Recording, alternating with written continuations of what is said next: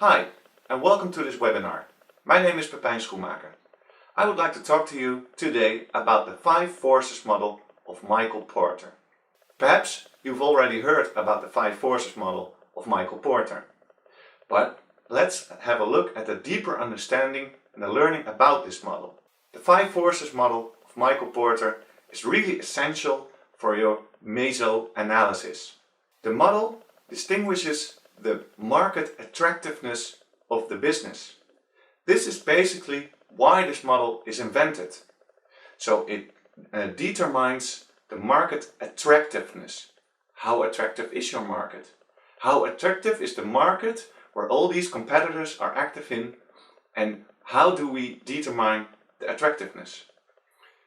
Micheal Porter invented this model in 1979, and actually he has 5 different forces which he thinks, or which are the most important forces to determine the market attractiveness. Let's have a look at these 5 forces. In the middle you find the rivalry amongst existing competitors. So all your competitors, including yourself, including your own business, focuses in this middle section of the model. The rivalry of these competitors are being influenced by the 4 forces around them, surrounding them. Each of this competitor has to deal with a certain threat or a certain power which give the rivalry a higher tension. Let's have a look at these forces surrounding them. Let's first start with the threat of new entrants. Every business has a certain threat, or maybe less of a threat, of entrants who want to enter the market which you are in and which your competitors are in. You can imagine that entrants from overseas or from different countries like China try to enter a market and try to also have a piece of the pie where they want to sell their products. Maybe the products that are similar to the products that you already sell. Another threat is the threat of the substitute products. You can imagine that there are products kind of similar to your products, or which are a perfect substitute for the products that you already sell. For instance, if you sell mopeds, a substitute could be an electrical bicycle. This could be a threat to your products, and perhaps you sell less products if customers decide to rather buy an electrical bike than, for instance, a moped. There are also 2 powers. The first one is the bargaining power of suppliers. You have to make your products, you need to buy your products to create these products. If there are a lot of suppliers, then you can pick which supplier you like to do business with. If there are not a lot of suppliers and you only can choose 2 or 3, you can imagine that a supplier can choose their own prices or their volumes, or can make a choice not to supply you with certain products against a certain price.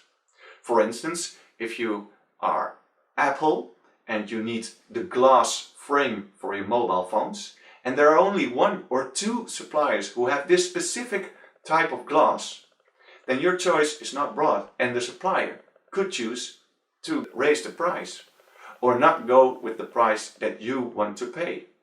Another power is the bargaining power of buyers. These, for instance, are your customers. If you have a really transparent market and the buyers exactly know what kind of price they want to pay or they should pay for your product, then you don't have a lot of power to these buyers. So the buyers can choose to buy their product somewhere else if the price is not right. But if your product is really special and really exclusive, then probably your buyers won't have a lot of power. So the power then is low at that certain point. If these forces surrounding you and your competitors are really strong, you can imagine that the rivalry also is really strong amongst you and your competitors, then in that certain case there is not a really attractive market which you are in. Let's have a look how we use this model, because writing down certain phrases concerning the threats or the powers that you have is not enough. You really have to understand how to use this model. One way to do so is that you first write down the situation as it is, the current situation, the situation now. And the interesting part about this model is that it is kind of dynamic, because you can make kind of a scenario how the threat or the power will evaluate during the coming year or coming 2 years. This gives the model kind of a new dimension, and it also gives you an insight, you as a specialist, since you already did a lot of research concerning your consumers, your competitors or the market, and you probably can kind of expel what the market will do in the near future. So at every power or every threat you write the situation now and how it will develop in the nearby future. So, for instance, if the threat of the new entrants at this moment is high, you can probably look at the near future if it will be higher, or perhaps similar, or perhaps lower. If you have the feeling that certain countries really are developing countries and really do great work in developing technology, etc., then as if the situation now is kind of a threat, you can imagine that the situation in the near future will be higher, so the threat will be higher. The same goes for the bargaining power of entrants. For instance, if the bargaining power now is strong, and due to, for instance, the internet and the barriers to export and import won't be stronger or higher, but perhaps maybe even lower, and it's easy for consumers to buy their products from overseas, then that bargaining power won't be lower. It actually might be higher. So for every force that you mention, for every force that you examine and you do a research for, you always first write down what the case is and why you think, due to your analysis, that the competition, for instance, the rivalry is really high now, and it probably will be higher. You also write down your future view, your kind of scenario about how this will develop. Now, this is not it. This is not the only part that you have to do with the 5 forces model. There's something more. Micheal Porter also mentions in his books the barriers to enter and the barriers to exit. You might want to give it the name 2 extra forces, but there are entry barriers and exit barriers. And these really concern the rivalry. Because if you are in a situation, you are at this moment in a certain market, and you deliver your products, you sell your products, you buy your products, and you've really done a lot of effort to compete in this market, then it could be that the situation is that it's not so easy to step out.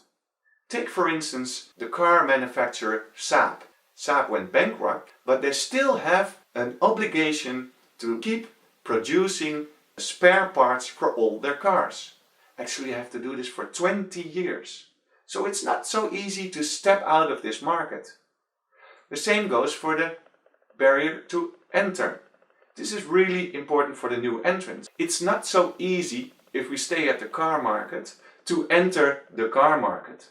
There are a lot of rules, legislations, and all kind of, every country has its own rules how a car is safe and what kind of tests need to be done before you actually can bring a car to the market. So you can imagine that the barrier to enter the market is quite high in this car manufacturing market. Also, you feel that this has kind of a relationship with the threat of new entrants, because the threat of new entrants in this case isn't really high. Though we have to be honest, and the electrical car business is a really attractive market, so you can imagine that the threat for new entrants is not really low, but it is there. It's not also really high, it's common. And the barrier to exit is high.